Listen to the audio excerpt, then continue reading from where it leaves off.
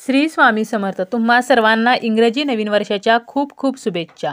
तुमच्या मनातील सर्वच चांगल्या इच्छा स्वामी महाराज पूर्ण करोत हीच स्वामींच्या चरणी प्रार्थना करते आणि आजच्या व्हिडिओला सुरुवात करते।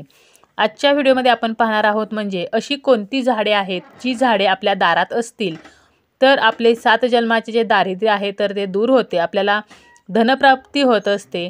तर अशी कोणती 4 झाडे आहेत, त्यासोबतच कोणती झाडे हे आपल्या दारात असायला नकोत याबद्दलची सुद्धा माहिती आपण आजच्या या व्हिडिओमध्ये पाहणार आहोत। चला तर मग व्हिडिओला सुरुवात करूया। पण त्यापूर्वी तुम्ही जर चॅनलवरती नवीन असाल तर चॅनलला सबस्क्राइब करा आणि जर तुम्हाला हा व्हिडिओ माहितीपूर्ण वाटला तर व्हिडिओला लाईक करा।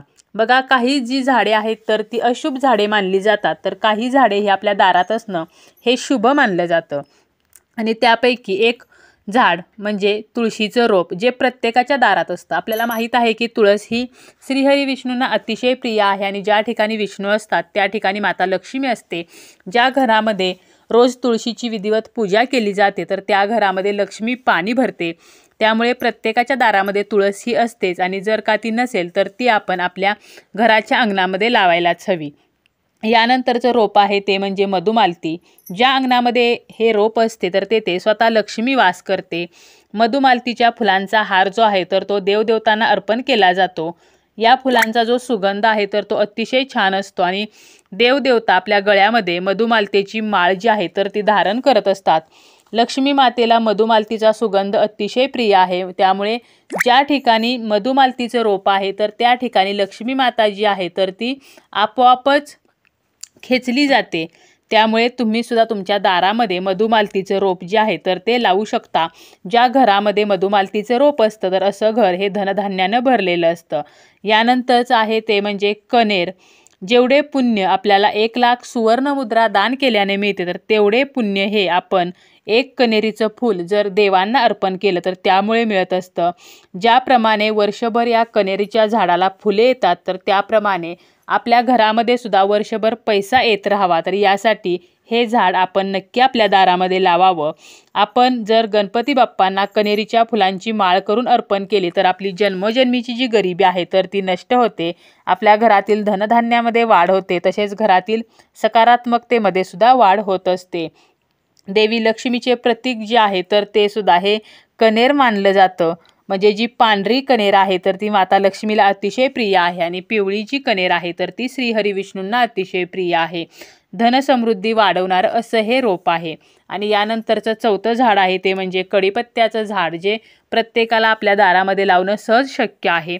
आपल्या घरामध्ये सकारात्मकता बनून राहण्यासाठी कडीपत्त्याचं झाड हे आपल्या दारामध्ये असावं। आणि या झाडाच्या पानांचा सुगंध जो आहे, आपल्याला माहीत आहे की आपल्याला भाजीमध्ये चव आणण्याचं काम हे कडीपत्ता करत असतं, परंतु त्याचं धार्मिक महत्त्व सुद्धा आहे। पानांचा जो सुगंध आहे तर तो शनी, राहू आणि केतू यांना अत्यंत प्रिय आहे। त्यामुळे शनी, राहू, केतू यांचे दोष कमी होण्यासाठी आपल्याला आपल्या दारामध्ये कडीपत्त्याचं झाड जे आहे तर ते लावायचं आहे। आता हे झालं की कोणती झाडे ही शुभ आहेत। आता हे पाहूया की आपल्याला कोणती झाडे जी आहेत तर ती अशुभ आहेत। तर त्यापैकी एक आहे ते म्हणजे खजुराचं झाड। खजुराचं झाड हे तुमच्या घराच्या आसपास कधीही नसावं, कारण यामुळे आपल्या घरामध्ये गरिबी येते। यानंतर आहे ते आहे प्लम ट्री। घराजवळ कोणतंही प्लम ट्री नसावं। बघा, आपण वास्तुशास्त्रानुसार ज्या गोष्टी सांगितलेल्या आहेत तर त्या गोष्टी जर आपण पाळल्या तर आपल्या घरामध्ये नेहमीच पॉझिटिव्ह बदल हे होत असतात। आपल्या घरातलं वातावरण जर आपल्याला आनंदी हवं असेल तर प्लम ट्री जे आहे तर ते कधीही आपल्या दारासमोर किंवा घरामध्ये असू नये, कारण प्लम ट्री जे आहे तर ते घरातील वातावरण जे आहे तर यामध्ये बाधा निर्माण करण्याचं काम करत असतं। आणि या झाडाला काटे असतात आणि काटेरी झाडे जी आहेत तर ती आपल्या आयुष्यामध्ये अडथळा आणतात, तर असं वास्तुशास्त्र सांगतं। यानंतर आहे ते म्हणजे लिंबाचं झाड। म्हणजे आपण जे लिंबू खातो तर हे लिंबू आपल्या आरोग्यासाठी कितीतरी फायदेशीर आहे, परंतु हे झाड आपल्या दारामध्ये कधीच असू नये, कारण या झाडाला सुद्धा काटे असतात। त्यामुळे आपल्याला हे झाड आपल्या दारात लावायचं नाही, कारण लिंबू हे चवीला ज्याप्रमाणे आंबट आहे तर त्याप्रमाणेच घरातील सुद्धा सदस्यांमध्ये आंबटपणा येतो। त्यामुळे हे झाड सुद्धा आपल्या दारात नसावं। त्याप्रमाणेच आहे चिंचेचं झाड। चिंचेची चव जी आहे तर ती जेवणासाठी जरी चांगली असली तरी सुद्धा चिंचेचं झाड जे आहे तर ते मात्र आपल्या आयुष्यामध्ये बऱ्याचशा समस्या निर्माण करू शकतं. त्यामुळे असं झाडही आपल्या घराजवळ असू नये किंवा दारात असू नये. यानंतर आहे ते म्हणजे मेंदीचे झाड. वास्तुशास्त्रानुसार मेंदीच्या रोपामध्ये वाईट शक्तींचा वास असतो आणि म्हणूनच मेंदीचे रोप जे आहे तर ते सुद्धा आपल्या दारामध्ये लावू नये. यानंतर आहे निवडुंग. निवडुंग सुद्धा एक काटेरी झाड आहे आणि या झाडाला मोठ्या प्रमाणामध्ये काटे असतात.